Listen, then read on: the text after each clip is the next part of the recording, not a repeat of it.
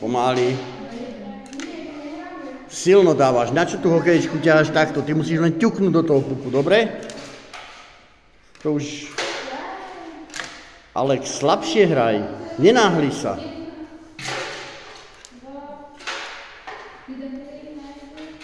Obídi si stôl z druhej strany, pekne. Brankára si poprav do stredu. A slabúčko.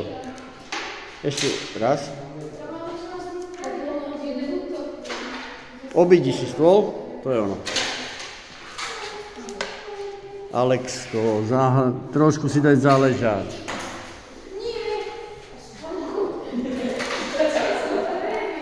Pomaličky. Dobre. Poď ešte raz chytro. No.